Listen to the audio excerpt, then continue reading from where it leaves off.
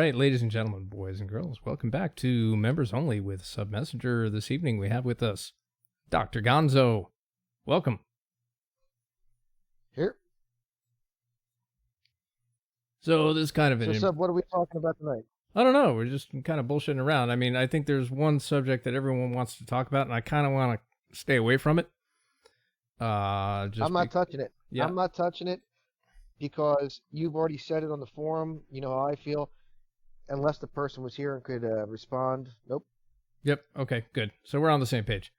So what else do you want to talk about? There's a lot of shit going on today. So James O'Keefe, who is Project Veritas, came out with a new video today. That was kind of interesting.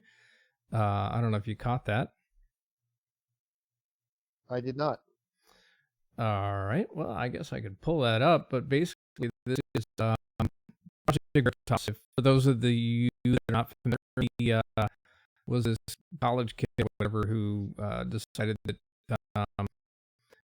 he was going to go and bust the was it the Project Acorn? I think it was.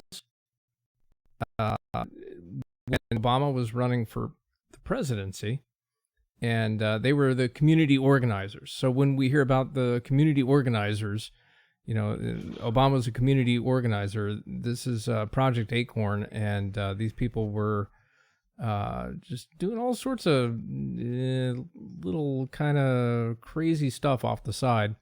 And so James O'Keefe went in and did this expose on them, and that turned into what is now called Project Veritas, where he basically is like a right-wing gotcha for leftists of all sorts. So today he comes out with his new thing, and I want to pull it up so we have it in front of us. So give me just a moment to do that.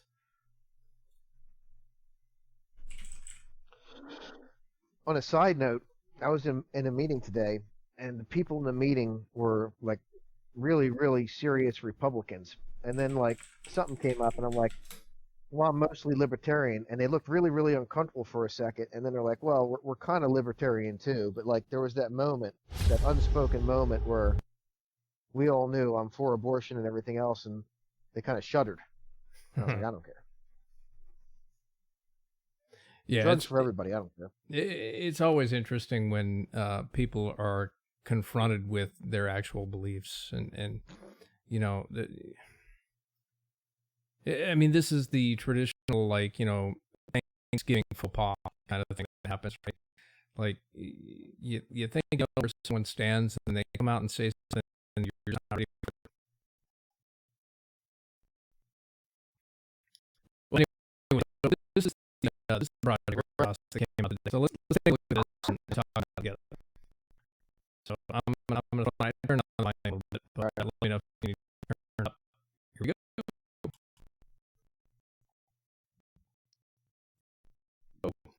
Here we go. You're like Hungry Joe on a microphone. Yeah.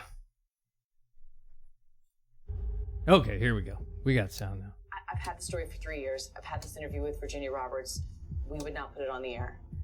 First of all, I was told, who's Jeffrey Epstein? No one knows who that is. This is a stupid story. I can't hear then shit. The palace found out that we You can't hear that? had her whole allegations about Prince Andrew and threatened us a million different I mean, ways. she looks good, Hold if on, she is indeed a woman. We were so afraid we wouldn't be able to interview Kate and Will that also quashed the story. How about now? And then Alan Dershowitz was also implicated in it because of the planes. You haven't seen it She either, told then. me everything she. What's that? You haven't seen it either? Oh no, I've seen this. I'm asking if you've heard this. Well, give me, If you're the hearing Reader's it. Digest version. All right, so I don't hear shit.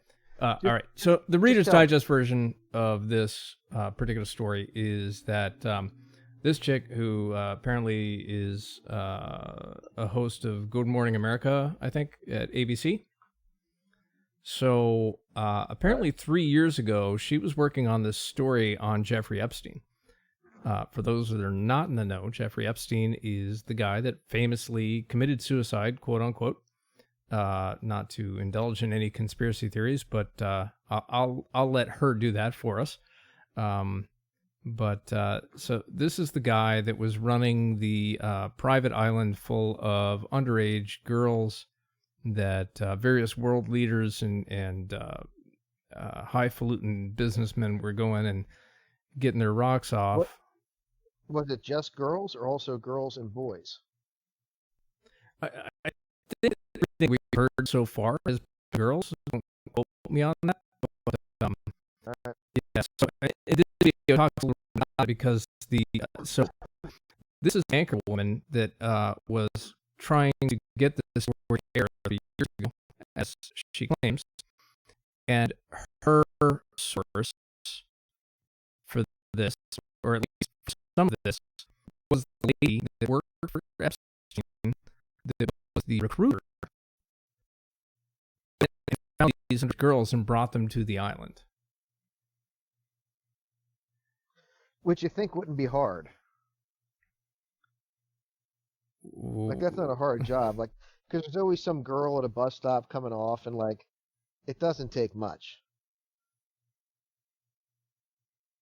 Well, I mean, I know in popular culture that we kind of have this view that that's the way that things happen. I can't say with my own personal knowledge that that's the way it works, but I'll... You were in that business for a little while. For about 10 minutes, but that was in a different country. All right, fair enough.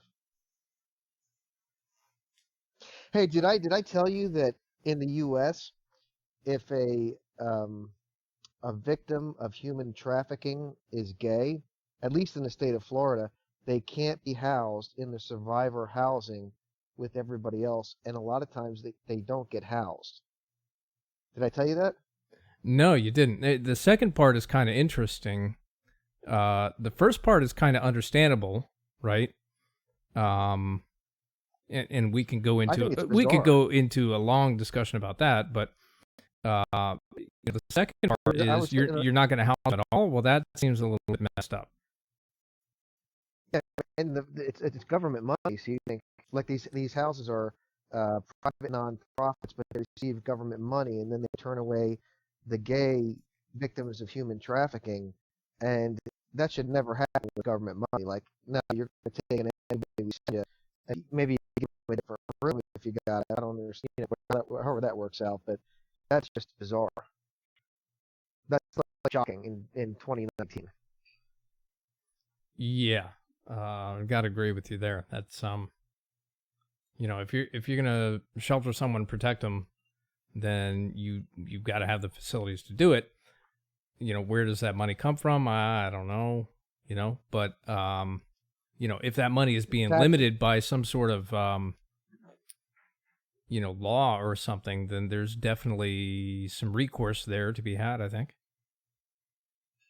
I'm not aware of a case, but that'd be like a good topic at some point. When you hear it, you don't believe it, and then you research it, you find out it's true, and you're like, holy moly, that's unbelievable. Yeah, that's really interesting. I never heard that. Because if they don't get housing, they get picked up again. Like, these people that come from these human trafficking situations are in fear of their lives, so they don't have housing. They got to call people they know. Those people call other people, they get picked up again.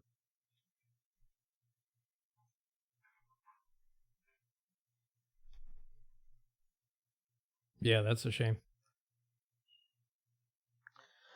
All right, so what was the conclusion of this video? Like, what he did the video, there's these underage girls on an island, all the rich people go there. Well, so I mean, here's the problem. With Project Veritas, they're not making conclusions. It seems like they are, right? And everyone seems to think that they are. And certainly in the early days, I think definitely the early stuff with Acorn and stuff like that, he was very outspoken as what you should not take away from the video that he just presented you.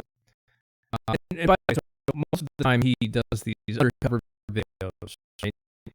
So he'll have like cameras or one of his actors has that, maybe like, total like spy versus spy shit. So it's like hidden in a purse. So they set the purse on the table and this camera is looking at the person that they're interviewing and recording them, or they'll have like a little, shirt button camera or something like that. So that is literally their MO. But what they've kind of moved into in the last year is whistleblower kind of stuff. And so we've seen that in the last several releases where they're actually recruiting people that work in these institutions. So I think the last one was the last series was CNN. He did a 5-part series on CNN where he had this kid that was working in CNN, and this kid was like, this isn't what I got into journalism for. This doesn't seem right. And so he reached out, and they went on this whole collaboration, and this thing worked out for 6 months or whatever. But they got all this hidden camera, and it was like multiple different people involved. Definitely like a big sting operation. And so this video is apparently the result of another one of those kind of whistleblower type situations where, some kind of like lower level producer or, key grip or something like that at ABC had caught this conversation. So just context, this is not her on air. This is her about to go on air.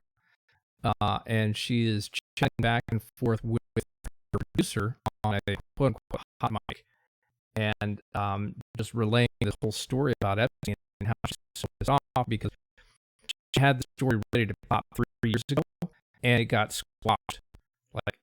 So I think they call it squashed. So the story was spiked. She never got out on air. She's still on air, but it's not going anywhere. And the heat is coming in from all sides. It's coming in from politicians.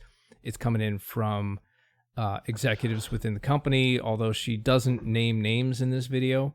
It's pretty clear that people didn't want her to air this story for whatever reason. Oh, it came in from the Crown. That's right. The Queen of England also tried to spike the story. So apparently one of the allegations she makes in this kind of interview here is that the Buckingham Palace had reached out to ABC and said, hey, if you run with this story, like, we're going to like have some real issues. Like, you're not going to get any interviews from us. We're shutting you out. And you're basically going to be a pariah. And for a journalist, right, if somebody cuts you out, like, that's it. That's the end, right? Because then your various sources start talking to each other and say like, well, I'm not talking to her because X, Y, and Z. And next thing you know, your well dries up and you've got no news to report. So that's one of the things that she also talks about in this video, which is I found pretty interesting, that the Crown, as she refers to them, was actually instrumental in making sure that the Epstein story did not come to air 3 years ago. So the whole thing is just a bitch session of her saying, I had this, I had all this stuff, I did all this research, I talked to all these people, I had interviews, and the network wouldn't let me hear it. And the reason why are because people wanted to start the story. And then she actually says, yes, I absolutely 100% unequivocally believe that Epstein was murdered. How could you not? Given all of this stuff that we're looking at. Well, I guess my observation would be, I don't know how we should feel about this stuff. Like, we look at the case of Snowden, we became aware of something very important. Maybe the way he did it, maybe there was no perfect way. Otherwise, we wouldn't have been aware of it. We look at this Project Veritas, somebody's funding these people. And isn't this just a little bit tabloid? On the other hand, are we finding out valuable flaws in our own system and the institutional players? I don't know how to feel about all of it. Yeah, I kind of agree with you. So it is a little bit, it does feel a bit sleazy, right? But I'm sleazy. You're certainly sleazy. So we enjoy the fuck out of it. Yeah. But we're not sure if we should feel good about it. No, because again, so, and you kind of pointed this out a little bit earlier, was that, or no, you didn't. I'm sorry. No, you know what? It was Fake that pointed this out on the forums. He said something like, why are we only getting the edited video? Why aren't we seeing the whole thing? So even though he doesn't, drive to a literal conclusion in these videos anymore. There is like an implied conclusion that you're supposed to take away when you watch these things. Obviously, the implied I cannot speak. The implied conclusion that we're supposed to take away from this particular video was that Epstein was murdered. He was murdered by the Clintons and or someone else powerful. And here's what he's saying exactly that. We have them on secret video that they don't know was being recorded. So this lady's dead in 3 months. I mean, she's gone. She actually says something to that effect during this interview. This wasn't an interview. This was just, like that little bullshit that we do before we go live, where we're just kind of doing level checks and making sure that everything's working, which almost works out half of the time. So that's what she was doing. She just bullshitting before her show went live or whatever. And so, that's, I don't know. There's a really thin line between scumbaggery and actually informing the public. I don't know what that line is. I mean, even on Bullshito, I think we struggle with that line mightily, and this is why the profession, and I use that word advisedly, of journalism, as it used to be, actually had a set of ethics. And I don't know if that set of ethics exists anymore. We've got media companies, we've got little sites like Bullshito. We're all guessing, we're all amateurs. Maybe the profession of journalism never existed. Maybe it's a pipe dream on my part, but I don't know what that line is. Well, I mean, I think there are. So, I gotta be careful where I go here. So, I had a very long conversation with my wife today on this exact topic that you're raising regarding ethics and professionalism in the field of journalism. And so, I had a couple of points there that I thought were fairly germane. Number one is that these are entertainment programs. They profess to bring the news, and in a very large fashion, they do a lot of the time. But the way that they do that is that they are on a for-profit model, which means that they need to bring in advertisers. The advertisers need to be comfortable with the content that they're presenting in order to put their money in between the little things that they're saying for this 5 minutes or that 5 minutes, right? And so you do get this kind of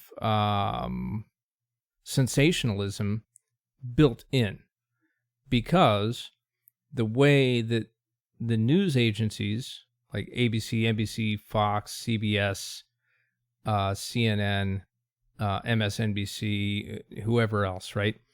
Headline News, I think, is their own company now. They used to be part of CNN. I think they used to be not part of CNN, and then they were part of CNN, and now they're not part of CNN. But anyway, any of these big cable news outfits, right? What they're doing, or even the broadcast ones. So actually, this chick is broadcast. Good Morning America is on like every morning, right? With Al Roker or something like that. He goes there, something like that. Anyway, so the way they make their money is they can sell eyeballs. So they say, hey, we've got 20 million people watch us every day, and you should put an advertisement in our program, and we guarantee that 20 million people are going to see that advertisement, and that's going to turn into revenue for your company, your product or your services, whatever it is that you're selling. So it does get a little bit sticky. It's really, go ahead. It's really hairy scary to say anybody's too far away from that model, because whether you're a for-profit concern, a not-for-profit, a non-profit, or just an amateur interest, there's still the idea of entertainment for one's own sake or entertainment for eyeballs. So I'm going to be self-critical, because the self-critical's the only moral ground, really. When we were doing that investigation on Higgin Machado, I took some heat because I'm sitting here, I'm a black belt, blah, blah, blah, and I've got several dozen black belts underneath me where I'm responsible in some way for signing their paperwork or whatever that means. And I'm usually the last to know when they've done something squirrely. It gets to me, it doesn't get to me instantly, there's some denial. So when we were doing the investigation of Higgin Machado, when I say we, I mean Bullshido, and Paul, whatever his name was, I put forward the hypothesis Higgin may have been the last to know. And a lot of times when this stuff, not this kind of thing exactly, but this could happen, happens in my own network, some misbehavior, I'm the last to know, and then I like go and find the person, which is like, we have pictures of Higgin Machado, this is the guy, and my reason for being here say, hey buddy, don't do that shit. Like, what were you thinking? Now, if it's been a pedophile or a rapist, because there was a guy, I don't know, in Florida who had a tournament and I sponsored him, and he ended up diddling a 15-year-old girl. I don't have anything to do with that guy. And if I did, I'd have a very strong conversation. I don't know what I would do. I know his dad would prefer I punch him in the face, but like when we're on top of these organizations, particularly with fighters, but really any loose organization, sometimes we're the last to know, and we want to go back to the people that we have these long relationships with and say, a waggle finger or don't do that or what were you thinking? And then you get pictures of that, and maybe Higgin is not colluding with the guy, or I'm not colluding with the guy, or whatever these Epstein things are. You're just saying like that was wrong, do better. Even if the guy's about to be executed, you still have the conversation because you knew him for 15 years. So I don't know if any of that makes sense. Or you think it's self-indulgent, but all we can do with these situations is say what are the facts and the evidence, and if we get a picture or a video or whatever it is, a piece of evidence that could be interpreted, and then we start to interpret it for the audience, well, that's op-ed. That's opinion editorial. That's not the news. Well, right. And, so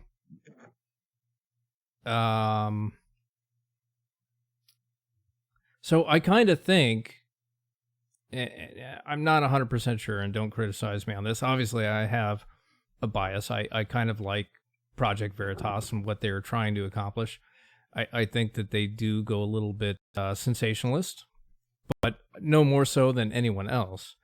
But I think one of the things that I've seen in the last, year or two of stuff that they have released is that they've kind of tempered it a little bit, where they're not presenting a conclusion that you're supposed to follow. They're just presenting the stuff. And so now, obviously, they're presenting it in a biased way, right? So they have an agenda that they want to push, and so they're driving that agenda. And there's lots of other tricks that you can do with edits and overlays and incidental music and things like that kind of make it sensational and kind of imply the point that they want you to get without actually coming out and saying it. But they're no longer coming out and saying it, so I give them a little credit for that. Right. No, that's a big deal. That's not a little credit item. That stopping short to let the reader make their own conclusion is what it's all about. Now, they still may be arranging the cues and the evidence to make a certain narrative. Maybe they can do better about that. But anytime that we as journalistic entities can stop short of providing an op-ed or a final conclusion and it's like Walter Cronkite, just the facts, man. Here's the facts. You decide. Now, he didn't do the best job either, but we should do more of that. Like, here's the facts, decide for yourself. Well, why does he even have to be decide, right? Like, so that's, and so, Fox was kind of a juggernaut where they were like, all right, well, all of the news has this left bias, so we're going to do it from right bias. We're not going to call it a right bias. We're going to call it, just the facts, man, right? But obviously that's not what they do. I do think that they're a little better in some areas. Because I think they do a better job of saying, hey, this is an opinion show versus this is a news show. But with any of these people in the 24/7 news cycle, like, there's not that much news to cover. So you have to fill in with crap, right? With opinions. Well, I think that's what's happened. Like the minute you had a 24/7 news channel and you realize, well, shit, there's not that much worthy news. It's either kittens or conspiracies or op-ed. Right. And the other problem is, all you have to do is watch your local newscast any night of the week or any morning of the week. Just pick whatever show you can get on broadcast TV and watch that. ABC, CBN, NBC, CBS, Fox, whoever it is, watch that show, and you'll see that they don't have enough news to report. They'll do a national segment, they'll do a local segment, they'll do a traffic segment, they'll probably do 2 traffic segments, they'll probably do 2 weather segments. They'll have 1 or 2 feature stories, which is the kittens and the kids that were dealing with cancer treatments or whatever it is that the story that they're selling for that day is. They're making shit up to be able to continue to present a program, and it's fine from one perspective, but the consumer is not educated enough to make those decisions intelligently, I think, a lot of the time. And that's where we get into fake news and all of these other problems that we've been having over the last several years.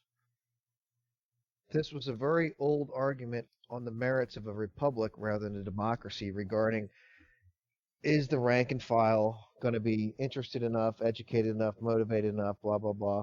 So we can look to those writers of that time and put some thought into this. But I would also say there is a mathematical power law. So when we look in academia, and I'll take the discipline of social psychology, they had the balls to identify, like, hey, we're like 90% progressive at this point.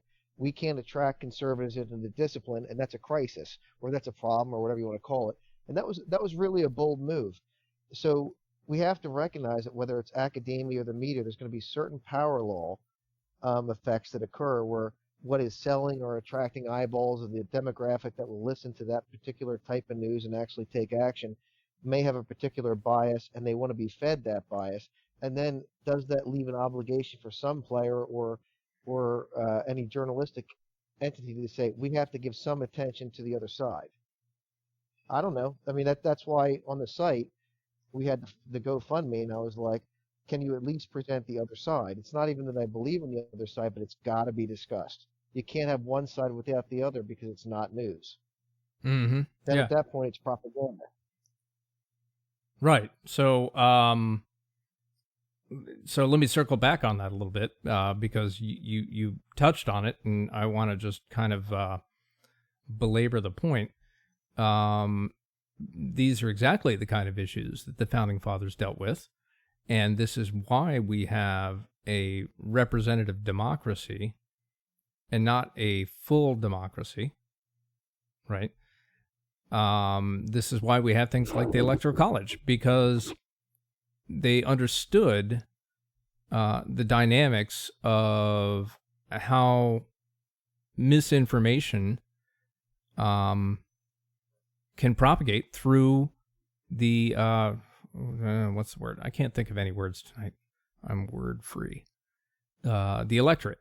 Thank you. Well, I'm going to interject. That's half the reason. That's half the reason to be cautious about a pure democracy. The problem with a democracy is it's no different than a mob or a lynching. That a lynching is a democratic process, and it violates the rights of the individual based on the actions of the group or the mob. So you're correct, of course, but the other half of the equation is we have to make some provision for the rights of the individual, that even the event of mob rule saying we're going to circumvent the rights of the individual, the rights of the individual have to be preserved. Right. Because there's nothing more democratic than the lynching. No, that's 100%. Like majority rules. And so there's the problem with rights, majority rules is that the majority provision. can step on the rights of the minority, and so our system was set up ostensibly to protect the rights of the minority while giving the majority the upper hand, right? So, which is why the word inalienable was used. Like, some of these rights are inalienable regardless of what the majority thinks. These are the rights that will never be abrogated. But anyway, we digress, I suppose. yeah, but that's what this is all about, is digression. So, no, that's actually kind of interesting, and I'd like to get Moosey's opinion on this too, since he's now I think he's now a fully fledged practicing attorney, or if not, he will be any day. But one less disclaimer, but it'll probably bring more disclaimers. We're like, I'm not going to say that, but now I got 6 more. So, oh shit! Now I lost my train of thought. Well, so I want to branch off now. Now I want to raise a ruckus. You'll probably cut this, but I want to bring this up since I have. Well, hopefully not. This is live, so. Yeah, let's go live. Do you have your delay button ready? Yeah, we're on a delay, so I can kill it. All right. Now look, I think I reviewed the grappling thread where Omega temp banned Chen Peg Fei. And Chen Peg Fei actually gave the correct basic grappling advice. Jeez Louise. Look, I'm a demimod. Good for you guys. But next thing you know, when a guy like Chen Peg Fei was like, I'm not coming back because that was bullshit, he's not dick tucking. He's like, I'm not going to take that kind of crap. So, to be fair, I don't know that Chen Peng Fei never or ever said that he wasn't coming back. Whoever was right or wrong in that little tiff that you're talking about doesn't really matter. What matters to me at the end of the day is that after that, Chen Peng Fei never came back. Right. And I enjoyed his post and his article post, injury prevention, injuries in general. That was a poster that I was like, oh, this is a guy I can actually learn something with. So I put out a blast to say, if anybody knows his contact information, tell him I want to talk to him. And I wish we could get 12 more of them back on the site. Yeah, not anybody, not everybody, but the qualified posters with an area of expertise. Yeah. So, I'll dip into a little history here. So, Chen Peng Fei, so actually, I think Omega was the first guy that I actually butted heads with on the forum. And the next one was Chen Peng Fei. And I like to think that we actually became, kind of good online friends after the fact. It took a couple of years for us to kind of feel each other out, but yeah, I do. I definitely miss him. I hope he's doing okay, and I'd like to see him back on the forums. I mean, do we even know if he's dead? What the fuck happened to this guy? So I put it out there. I'm putting it out there on this live stream. Let's find the guy, invite him back. I'm a 4th degree black belt in Gracie Jiu-Jitsu. His advice was correct. God bless Omega. I'm not a mod. I have no mod powers. But I don't know. I think his grappling advice was correct. Now, here's the thing. You don't need to be a black belt to give correct grappling advice. So I can say something that's wrong, and Chen Peng Fei can say, look, you asshole, that's wrong. And I can't be like, I got a black belt, That's it. Yeah, so I think there's some room for that. I mean, obviously, if you look back at that thread,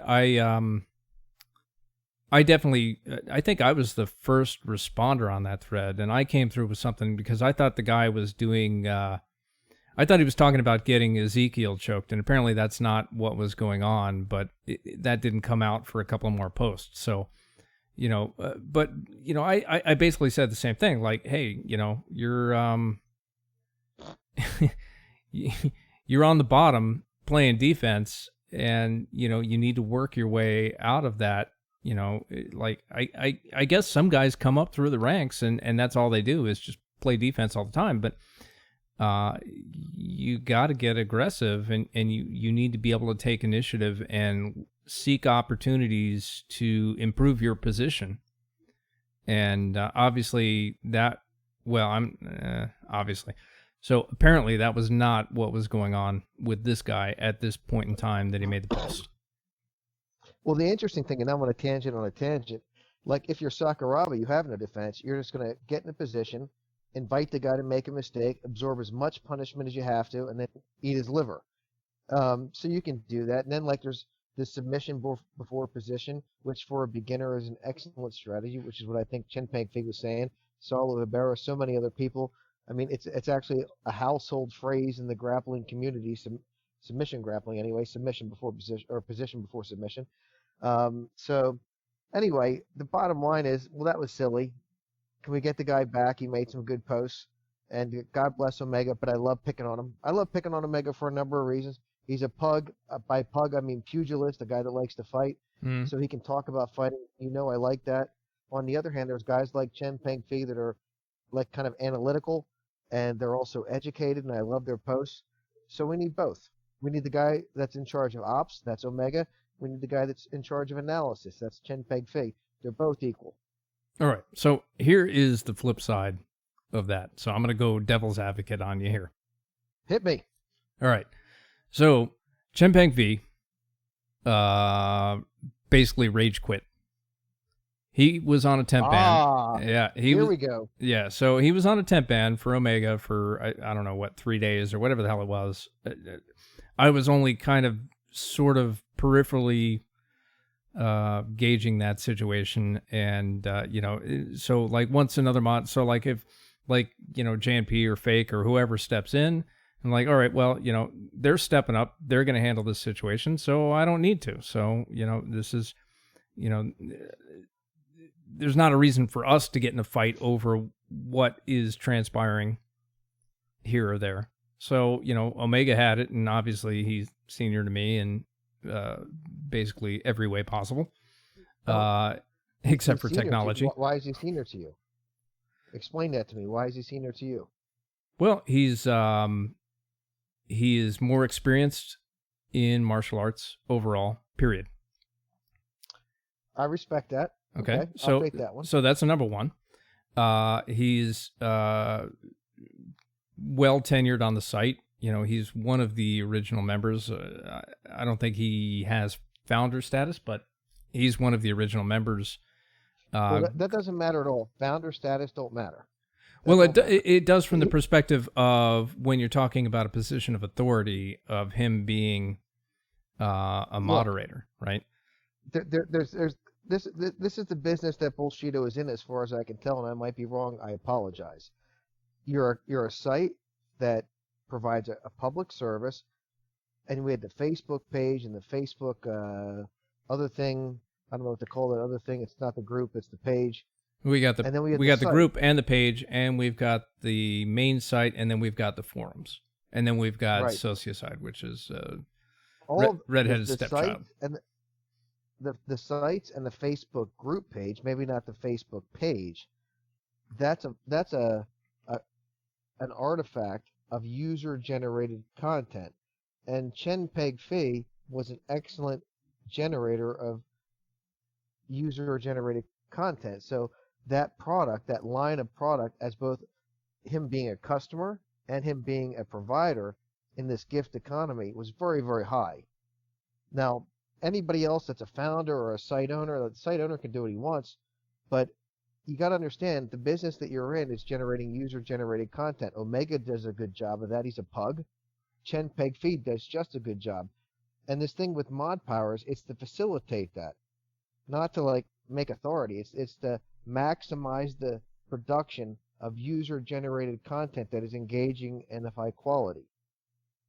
Now, maybe Omega thought Chen Peng Fei was wrong, but he never said that. He even acknowledged he was right. So I don't know. I'm not trying to really criticize Omega too much, but like authority for its own sake, well, that's nonsense. Let me see if I could get Omega on. I don't think so. I think he's still doing the fight camp thing, but that would be fun because I'd like to see you have that conversation with him. Bring him on. Let's see if I can. He'll immediately say, let's fight. And I'll be like, look, that'll look like the Ken Shamrock Royce Gracie fight. Didn't he watch BJ Penn? But that's exactly what I'm going to say to him. I at least act. I don't always act my age, but I own my age. If he wants to come have a role, that's one thing.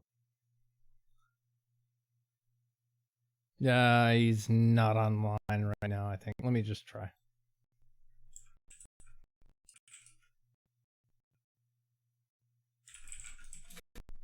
We'll give it a shot. Sure. Furious typing. Type furiously. No, I was having a little bit of screen lag there, so I couldn't tell if my touch typing skills were fully engaged. You know what's funny? Until I actually read the thread, I was like, oh, those fuckers challenge themselves about their kung fu credentials. I swear that's what I thought. And I was like, what a silly thing. I'm the real kung fu, but that's not what happened. No, that's not what even happened at sillier, all. really. They were arguing about my takeaway from it was that they were arguing about what level of expertise in grappling should you be, looking to exercise that position before submission, or so I don't know. It seemed to me You know like what I think Omega forgot, to be honest? And if he was on here, I'll say it to his face. I don't care, and I'll buy him a beer. I don't care. He just forgot, like, Chen Peg Fei is a smart fucker. You don't have to have a black belt to be right. You honestly don't. If you needed a black belt to be right, then we wouldn't see blue belt academies or purple belt academies out competing black belt academies in some competitions, which we see with proper conditioning and focus, which we've always seen.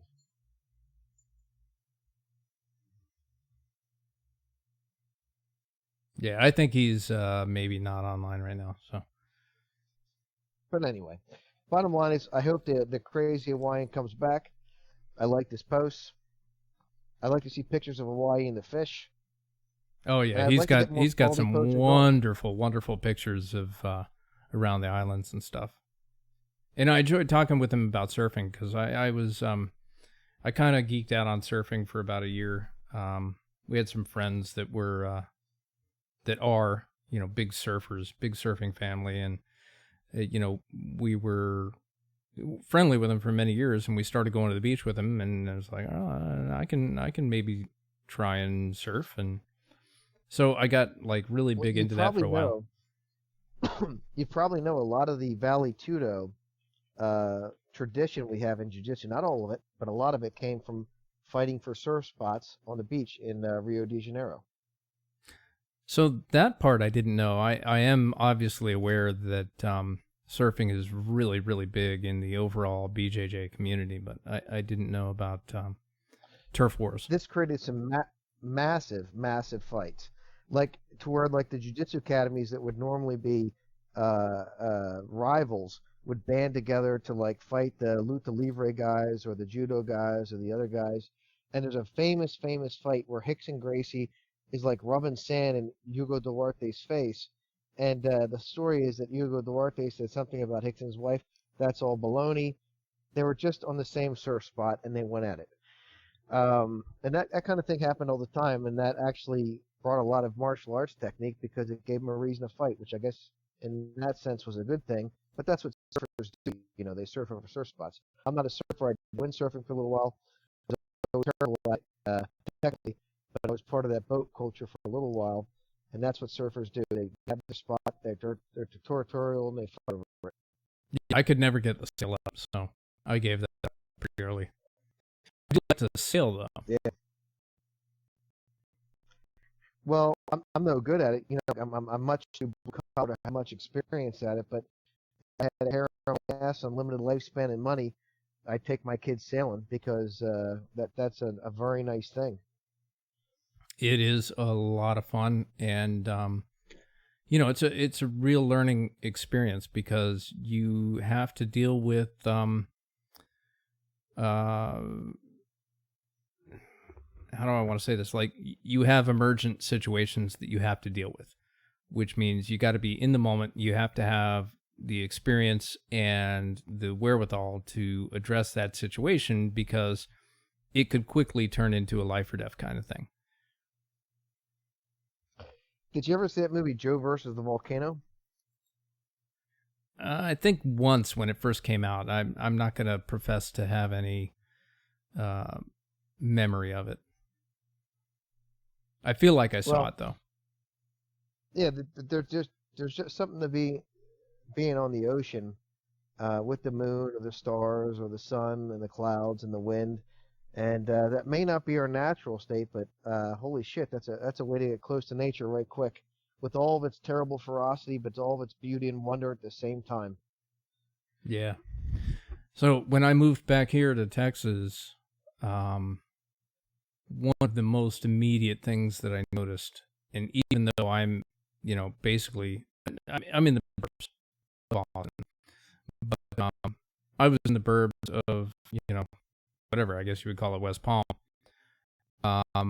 We just had so much light pollution there. It was unreal. So, the first couple of nights that I spent here, when there were nights, you could look up the sky and it's like, wow, there's so many more stars that you can see. Like, this is awesome.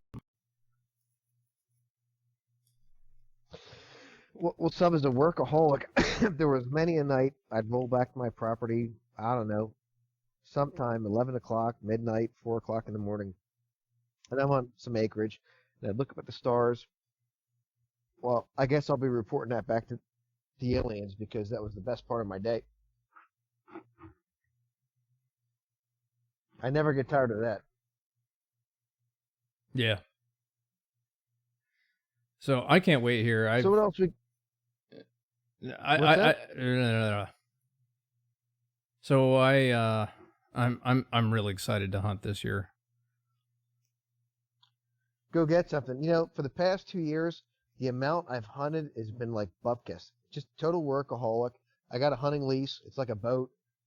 I bought it. I haven't used it, but I'm gonna bring my kids out this kind of fallish, winterish, I hope, and we should all get out there and just, even if we don't get anything, do what BKR suggested. Just sit there, fall asleep, get out to nature. Why not? If we can get some meat, good enough. We got to do that. Yeah. Yeah, definitely. I mean, even if you're not shooting, go out and just spend, wake up in sunrise in the middle of a cold field. Are you gonna bring your kids? Not this year. Bring your kids out there? Well, my kids, yeah, I'm gonna bring Frost and JNP. I think we're gonna make a couple of separate trips there. Just gotta figure out where all of our schedules line up. You guys are clicking. You guys are ganging up. Yeah. So now JNP brings a very interesting flair to the site because he's like a little bit reserved and a little bit classy. You're a smart ass. Omega's a smart ass.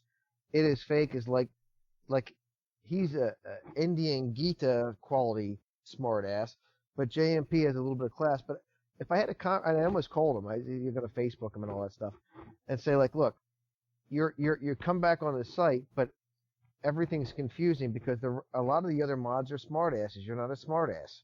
He's a little bit of a smart ass, not much. He's like classy. He is. So one of the things that I like to say most about JNP is I think that he is probably the most moral person that I know. He really has his head. You say that shit all the time. I got to make fun of you for it. He's a moral person. Well, he's classy and reserved. Like, I got no doubt he's a sheepdog, and he'll cut a head off like I put on the site, but he's also reserved, and he's just. I get that. But what does that mean he's a moral person? Are you saying It Is Fake is not a moral person? What are you saying? No, I said he's the most moral person. I have to laugh at you for that. What the fuck does that mean, the most moral person? You think It Is Fake does not consider himself moral? No, I think everyone considers themselves moral. So it's a societal opinion. More moral than right. Fake. I mean, he's your favorite. You got a favorite kid? You got a favorite mod, Jay? You look up to this motherfucker. Yeah, he's a smart guy. He's well educated, and he is restrained, and as you said, just. And yeah, like there are definitely traits of his that I would like to emulate. I don't necessarily strive to, but if I was going to strive to be like somebody, it would be JMP, I think. Yeah, sure. I'm okay with that. I think all that's great. I'm a big boy. There's nothing wrong with that. On the other hand, I got to ask you the same thing on this podcast I've asked you on other ones. Like, if the light was a little bit lower, you might.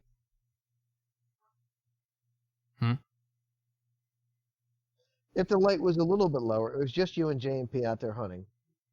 The moon was right, the stars were right. You might. No.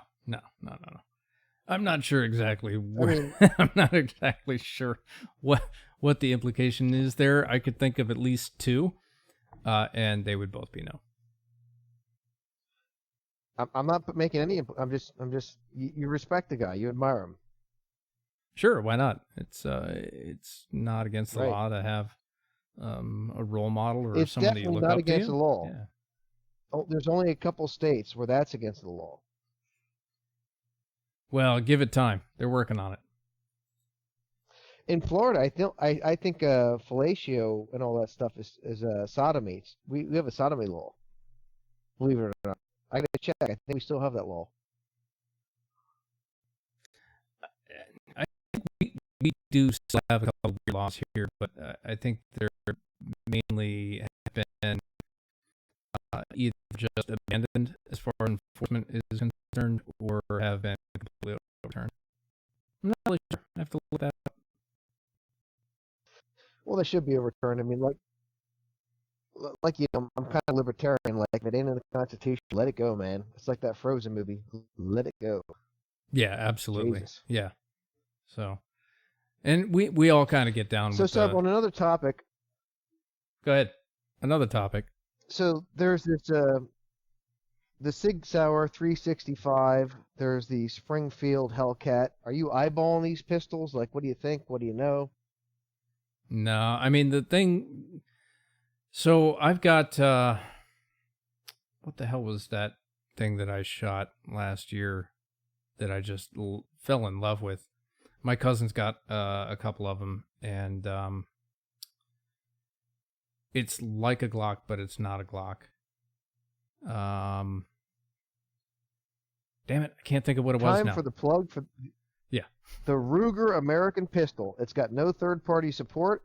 The accessories are non-existent, but it's a hell of a good pistol. Nobody wants to hear it.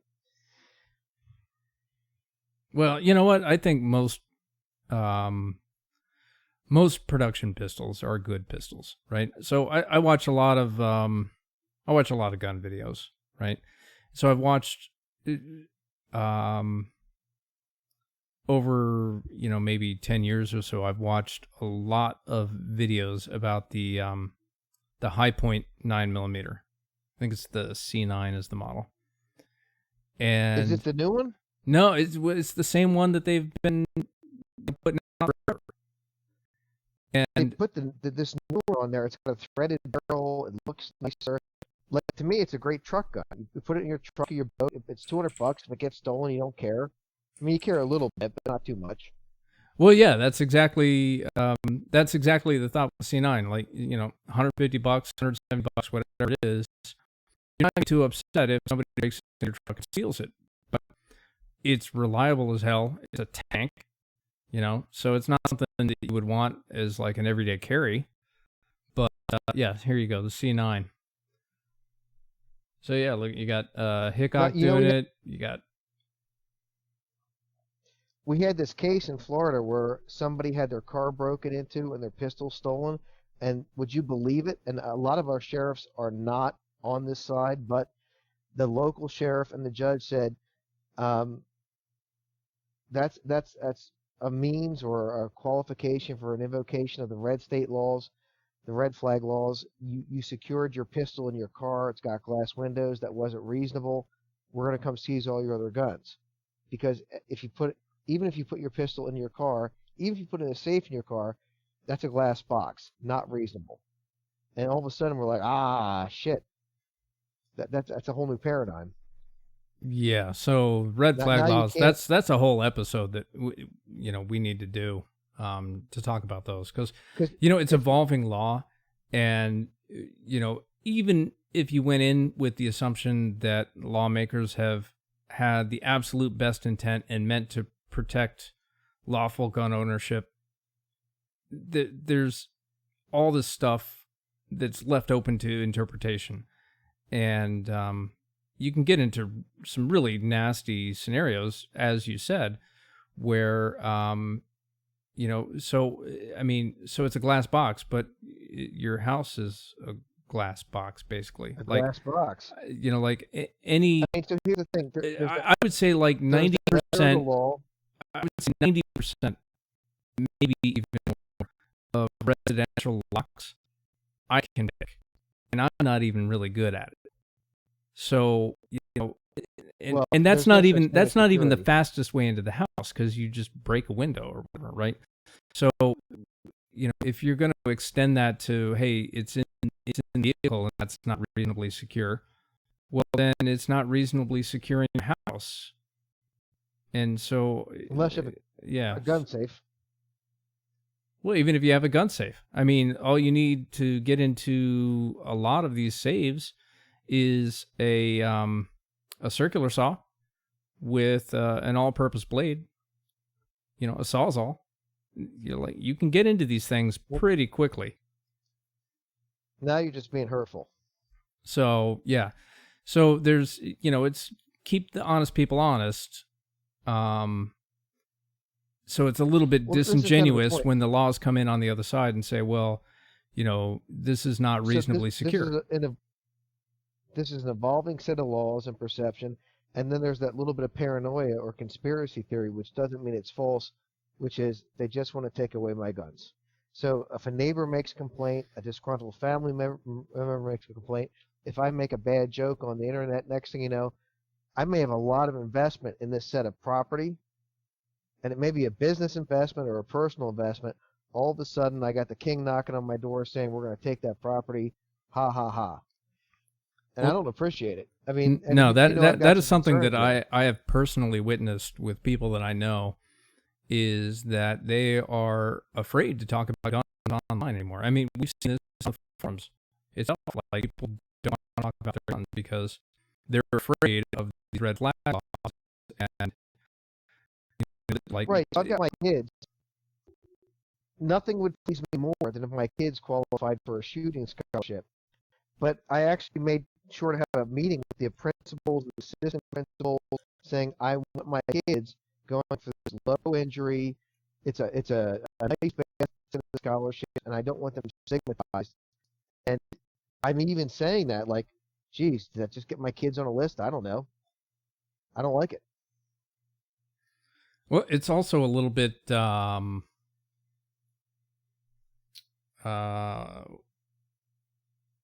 hypocritical, because we have a U.S. Olympic shooting team, right?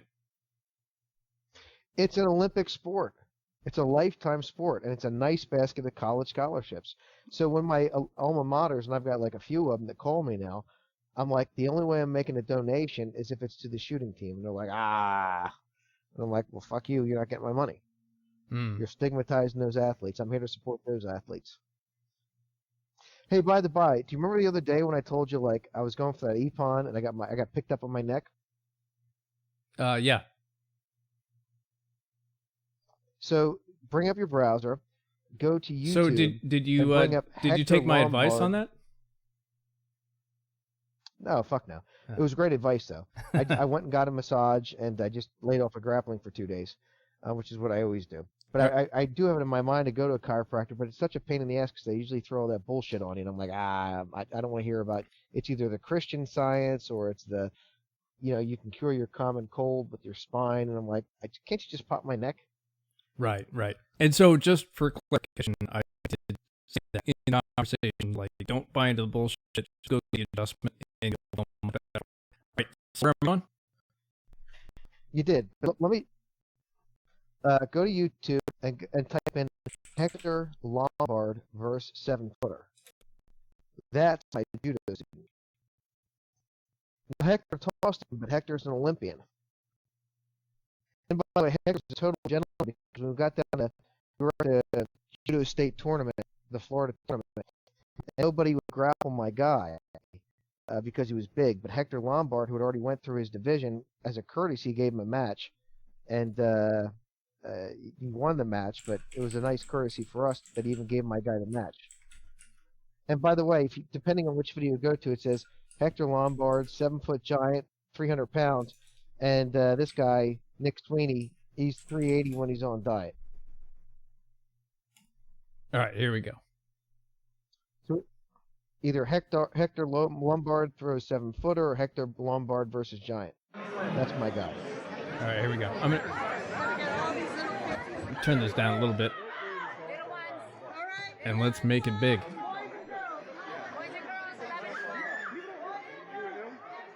Can you see? Can you hear? Holy shit, that dude is big. Let me see. I can't hear him. Yeah, he's big. Oh, Sanagi. Boom. Yeah. And Hector had 2 matches with me guys twice. And Hector's never an Olympian, right? He works as it comes out. And my guy's a black belt too, so he's an Olympian.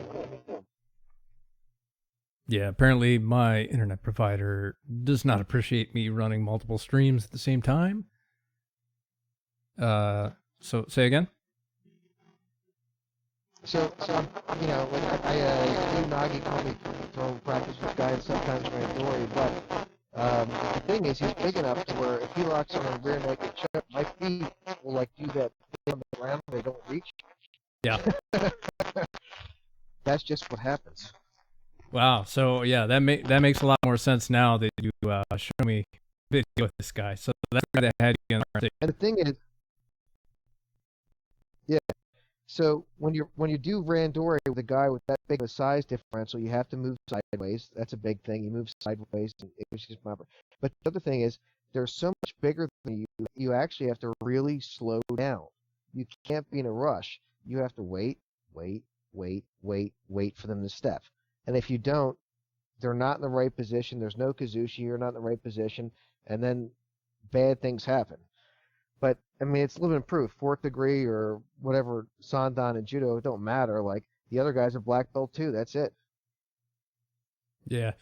So that actually reminds me of something and I'm not like, athletic like Hector.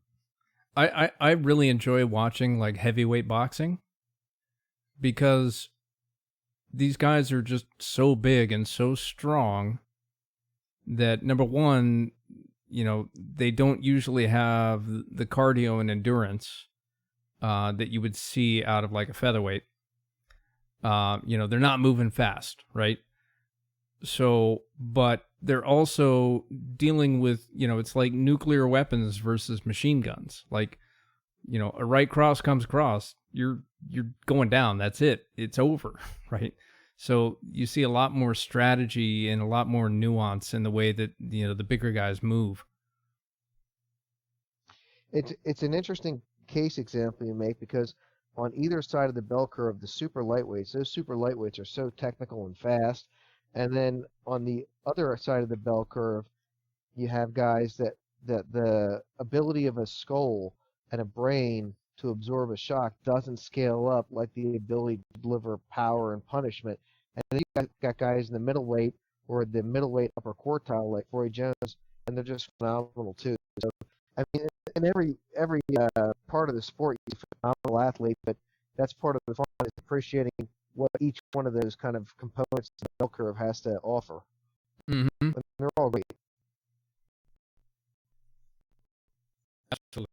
In my own case, you know, my requirement to get a black belt was I had to win my division, the brown belt, light heavyweight division at the Florida State tournament. And that was like 7 fights. So like when you have that big of a weight bracket, you have to like plot your wins so that you got energy left for the last fight.